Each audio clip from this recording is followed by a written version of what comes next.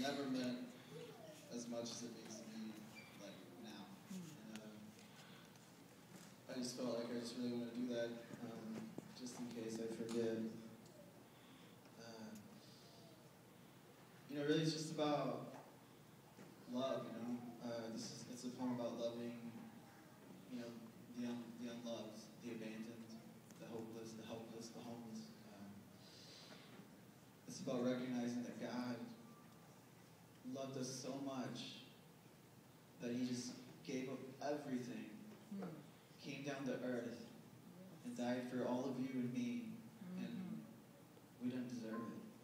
And so, if that doesn't compel you to go and love someone who maybe doesn't deserve it, or who absolutely deserves it, and they're not getting it, then I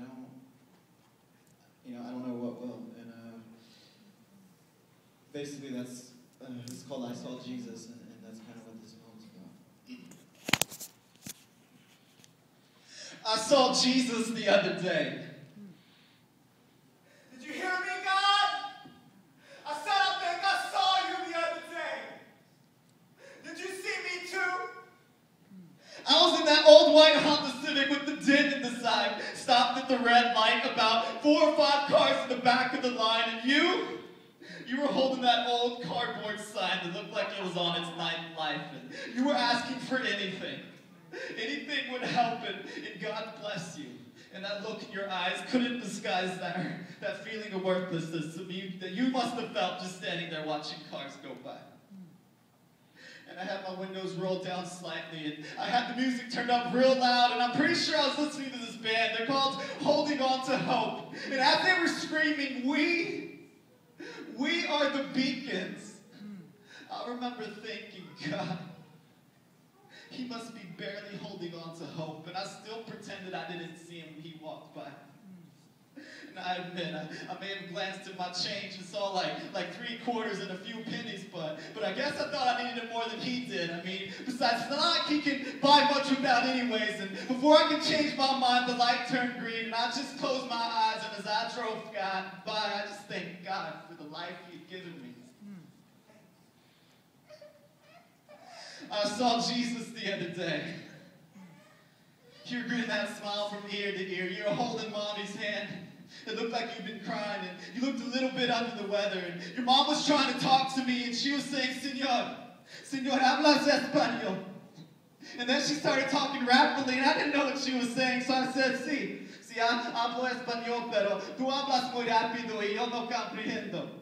And your mom was getting frustrated with me because I couldn't understand what she was saying. And I was getting frustrated with your mom because I was having trouble explaining what type of medication you've been taking. And honestly, I don't think I really cared if it was making you feel any better. I'm just here for my job. I'm not trying to change any lives. I'm just trying to get paid. And I understand that you came over here because you wanted to change yours. You wanted a piece of the American pie. The American dream. But now that you're here, the American dream is not what it seems.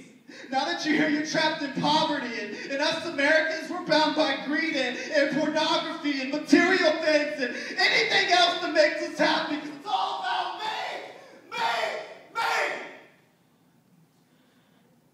But Jesus, I saw you the other day. Did you see me too? Did you see me when I turned my head because I thought I was too good for you? Did you see me when I walked quickly by? Because this little light of mine, it hasn't really been shining. In the darkness I've been walking, and it's ever so inviting. And I forget how easily it goes out when I start mixing the watery ways of this world with your holy and perfect fire. And Jesus, about the other day, I'm so sorry. You understand, right? I mean, he was dressed so nice. His clothes looked so fine, and I guarantee you he had a bunch of money, and my dreams of being rich are so much bigger than you. And when you walked in with your clothes all stitched up, and a stitch that had my nose all bunched up, I figured you could just sit on the floor. At least you had dogs to sit with.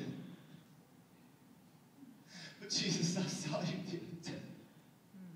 God, I see you all the time. You're always in my line at work. You're always on my mind.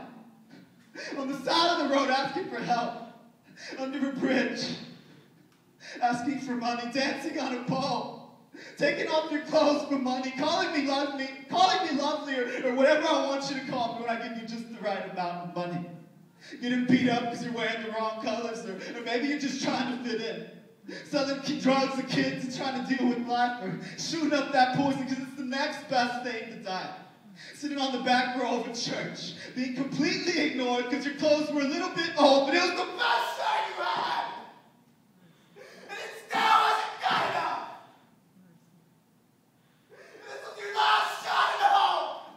Because you couldn't cope with this life anymore. God, I know it was you! Jesus, I know it was you.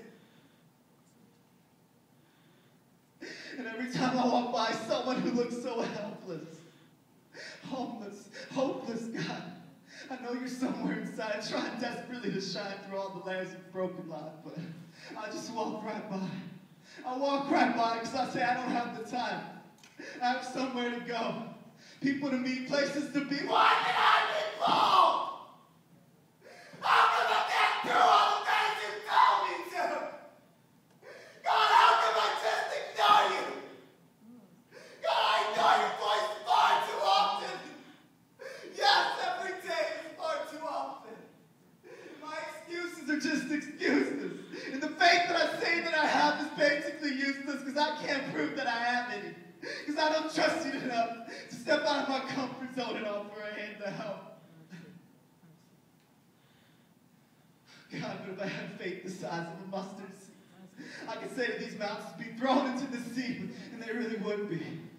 But my mustard seed faith, it hasn't done much mountain moving lately, and if faith without deeds is dead, then I guess I better watch what I'm saying, because I'm just going to stand up here and just talk and not act.